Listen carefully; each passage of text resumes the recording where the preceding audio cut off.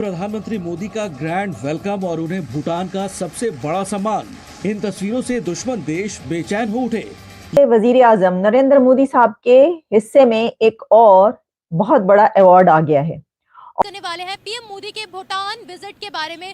भूटान के prime minister ने PM Modi को दावत दी थी कि आप आए हमारी कंट्री में और आकर विजिट करें। के प्राइम मिनिस्टर नरेंद्र मोदी जो हैं वो भूटान के दौरे पे चले गए हैं और लेकिन चीन तो जैसे बौखला ही गया।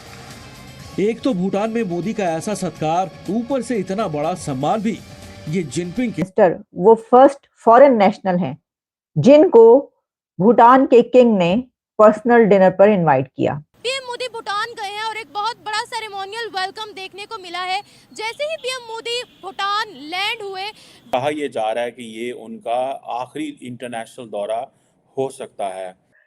सिविलियन जो highest civilian award Narendra Modi को दिया गया है वो फर्स्ट टाइम किसी इंडिया के प्राइम मिनिस्टर को मिला है।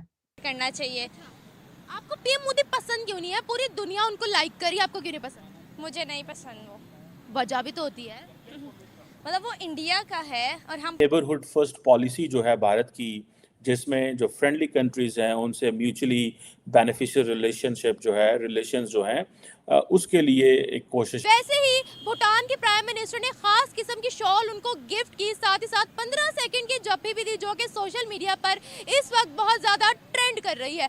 इसके अलावा प्राइम मिनिस्टर मोदी जो है वो भूटान के किंग जिग्मा खेसर। दोस्तों, हिंदुस्तान उत्कर्ष चैनल में आपका स्वागत।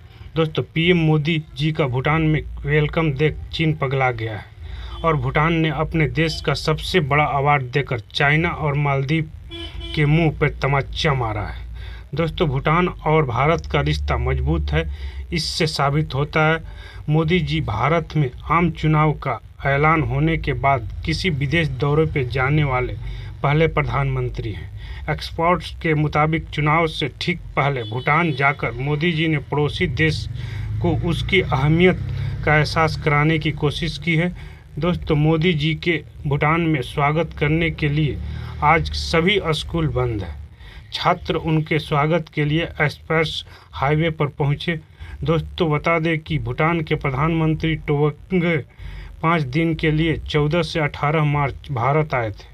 जनवरी 2024 में पीएम बनने के बाद यह उनकी पहली विदेश यात्रा थी।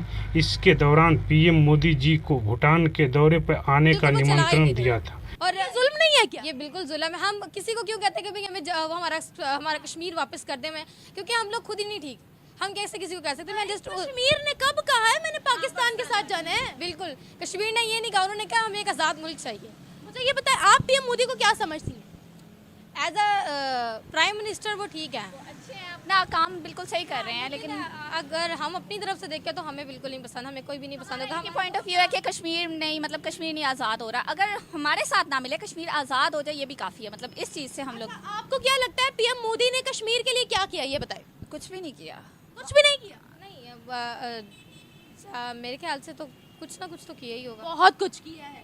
पूरे पाकिस्तान के आप प्रोजेक्ट्स निकाल के देख लें, फिर आप जम्मू कश्मीर के निकाल के देख लें, आपको जम्मू कश्मीर का पलड़ा भारी लगेगा। हाँ बिल्कुल। ये एक चीज़ में हमें एक असाइनमेंट मिली थी, तो उसमें हमने देखा, तो ये चीज़ एनालाइज की थी कि वाकई कुछ ना कुछ वो ज़रूर कर रहे हैं। बस हम ये है कि हम नेगेटिविटी बहुत ले रहे हैं, हर जगह से हम नेगेटिविटी इकट्ठी कर रहे हैं कि यार अब देखिए कुछ भी अगर कुछ अच्छा हो रहा है ना, वो जल्दी से नहीं होगा, वो वायरल भी नहीं होगा, बट कुछ नेगेटिविटी होगी ना, वो फ़ौरन वायरल हो। ऐसे होगी और बार बार होगी। हाँ जी।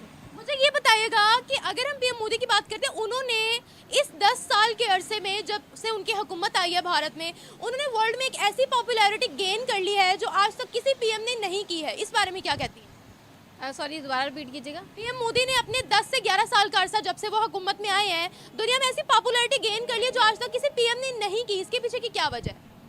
अपनी जो सारी उनके वो हुकूमत है ना, लेके चला हुआ है। मतलब एक सिस्टम है, पूरा सिस्टम काम कर रहा है, उस सिस्टम को एक प्रॉपर तरीके से चलाया जा रहा है, इसलिए उनकी पॉपुलैरिटी भी ज़्यादा है, उनका काम भी निज़ाम से एक चल रहा है। हमारे इधर ये है कि सब एक दूसरे के खिलाफ है।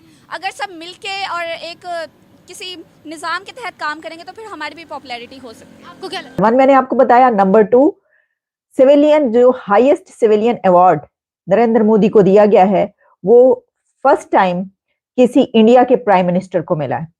ये इंडिया का पहला वजीर आजम, पहला प्रधानमंत्री है जिनको भूटान की तरफ से ये द हाईएस्ट सिविलियन अवार्ड दिया गया है। और इसकी तीसरा जो स्टेप है, जो तीसरा पॉइंट है, वो भी बहुत अहम है, और वो ये है कि भूटान का ये highest civilian award first time किसी फॉरेन नेशनल को दिया गया है। तो अगर तो हम इसको सिर्फ इस तरह देखते कि भूटान का हाईएस्ट सिविलियन अवार्ड भारत के वजीर आजम को दिया गया तो शायद ये इतनी बड़ी खबर नहीं है, लेकिन जब हम इसको ये देखते हैं कि क्योंकि वो इसलिए इतनी बड़ी खबर नहीं है कि उनको इससे पहले इससे बड़े बड़े कंट्रीज जो हैं, अरब कंट्रीज से ये वाले अवार्ड्स मिल चुके हैं, और जिनको अमेरिका का सदर कह रहा हो कि मुझे तुम्हारा ऑटोग्राफ चाहिए, ऑस्ट्रेलिया का वजीर आजम कह रहा हो कि तुम मेरे बॉस हो, तो उसके लिए फिर ऐसा लगता है अच्छा भूटान ने अगर अवार्ड दे दिया तो कौन सी बड़ी बात है। लेकिन ये बड़ी बात इसलिए कि मैंने आपको वो 3 पॉइंट्स बता दिए कि उन्होंने आज से पहले जो है किसी भी फॉरेन नेशनल को अवार्ड नहीं दिया, और भारत का भी पहला वजीर आजम है जिसको ये अवार्ड दिया गया। अच्छा जी, अब हुआ कुछ यूं है कि ये जो भूटान का विजिट है ये बहुत सिग्निफिकेंट विजिट है। इसको इतने आराम से जो है वो नहीं देखा जा सकता कि हाँ जी ठीक है, इतने बड़े बड़े कंट्रीज में वो जाते हैं, उनके